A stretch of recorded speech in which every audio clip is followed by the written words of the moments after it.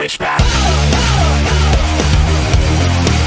Switch back. Hey guys, Riveted here, and welcome to Black Desert Online. Now, this is just going to be like a quick little synopsis. I've played for a couple of hours so far, and I didn't want to put any gameplay on here. I'm just going to show you guys a little quick video of little bits and pieces as I've been recording and playing around.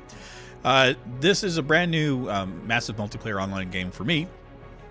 It's just been released in the United States and Europe. It came out early March. I've had my eyes on it for a little while. I noticed that it finally got released, so I decided to pick it up. There's a couple different versions you can get. There's $30 or $50, depending on what you wanted to do. I got the base one just because I'm cheap and I wanted to make sure that it was something that was worthwhile for me. Now, as you see, I've got a character here. This took me the better part of an hour to actually put together, and it's not because it's a difficult thing. It's just very, very, very, very creative. There is a character creator thing you can actually download for free if you wanted to go in and play with that kind of thing. So if you wanted to see what you think of how everything looks, it's a lot of fun.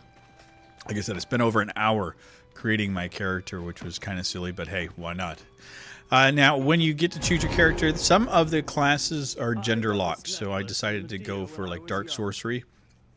And so I got a sorceress, and that's it. You are a sorceress. You're a female character. So some of the classes, like I said, are gender locked. It's not a big deal for me. It's not a deal breaker or anything. Like, I don't mind playing as a woman or playing as a man. You know, for me, it's just all about gameplay and fun, and that's exactly what I'm having with this so far. Now, whenever I start playing a massive multiplayer game, I usually create just some random general character, get in so I can learn the controls, learn the combat. If I made some proper decisions with that, then usually I keep the character. Sometimes I realize really quickly that I was an idiot, and I'll end up ditching said character and starting fresh. So I'm not going to be putting in a lot of gameplay stuff on the channel. I just want to show you guys something that I'm actually planning on doing. Now, as I get further and further into the game and I find out some things that I find very interesting, I'll probably be posting videos on that for you guys. It's a very odd game.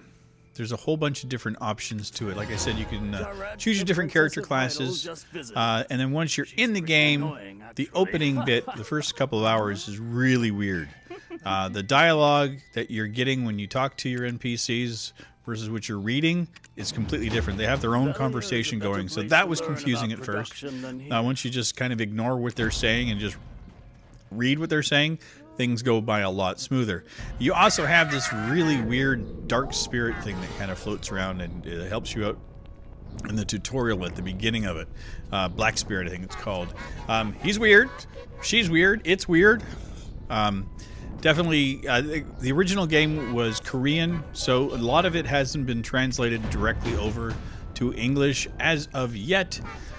But that being said, I mean, for me, it's not about that aspect. It's about the gameplay and how it works. Combat in the game is amazing. I'm learning it as I go. There is a steep learning curve for me because I'm used to just spamming buttons and that kind of thing, and there's actually a little bit more control. So like a combination of buttons and movements, actually, like you can chain things together, and the more you chain, the more powerful you get, and the more damage you do. It's your typical grindy kind of game. There's lots of defeating bosses and defeating creatures and leveling up and that kind of thing. The beginning part, you level up fairly quickly. And then apparently it levels off, I think, at around 20, from what I've been understanding, and then it becomes more of a grind. If your focus is on leveling, this is probably not the best game for you because of the fact that there is a fair amount of grind. Now, with the grind, it comes with some different things that I'm actually interested in getting into. This is one of the reasons why I ended up picking up the game. The first thing you can do is, if you want to create money for yourself in the game, there are trading routes. You can set up a trade routes for yourself and go off and do little trade quests. You can hire yourself or buy yourself horses and a cart, and you can travel back and forth across the land and do trade routes, which you can make money. Really cool. The land is massive. Not all of it is unlocked as of yet, apparently, either. But from what I've seen of it so far, it's absolutely gorgeous, and it feels interesting. The other thing they've disabled is fast travel, which I'm actually kind of happy about. You can have horses, you can ride whatever you want to do, but if you have your horse and you leave it, well, it just stays right where you leave it. It doesn't kind of spawn back. So you have to kind of keep track of your stuff. So you need to find stables and that kind of thing to keep track of your animals, because I guess if they die, you'd have to go buy another one, which could be a bit of a pain in the backside. But you can tame animals as you're going through, so you can find wild horses, so you can travel back and forth from town to town or go on your quests. There's also a lot of fishing, and actually walked over and there was about like 200 people fishing. You can do a lot of this AFK as well. When you turn off the game, it gives you the option of just minimizing it so you can continue doing something while you're gone, which is a really cool idea. I don't know if I'll be utilizing it that much. I don't really care about all that resource gathering stuff, but as of now I don't, but I might later, but that's okay. You can also do a lot of crafting, so you can build things for your characters, so you can build better weaponry and cooking. There's apparently like real recipes and things you have to do in the game. So I'm really looking forward to that aspect. You can also gather knowledge stuff, and then finally the thing is housing. You can buy houses and decorate it as you please.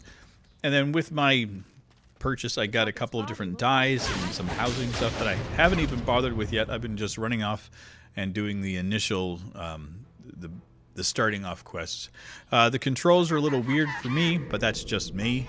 I got to get used to it again. Get used to having every key on the keyboard have a function in a massive multiplayer online game. But here you go, guys. This is what we got. Black Desert Online. I'm going to be playing it for a while. This is just for me, for the most part. But like I said, I'm contemplating putting this up on the channel, doing some fun, interesting things. Not doing necessarily like, you know, just gameplay things, but trying to find tips and tricks and show you guys some of the things that I'm finding out, because I always find that kind of stuff helpful and handy. But if you guys are interested at all and you want to see more out of it, let me know. By all means, I'll definitely put together some stuff. The other thing I want to do with it is a bit of roleplay. So that's just me. I like to do a little bit of roleplay every now and again. So I don't know if I'm going to do roleplay as a female character or as one of the male characters, but I'm going to do it no matter what. But anyway, guys, thanks for your continued support on everything here on the channel, and I will see you very, very soon in our next episode. Take care. Bye-bye. Switch back.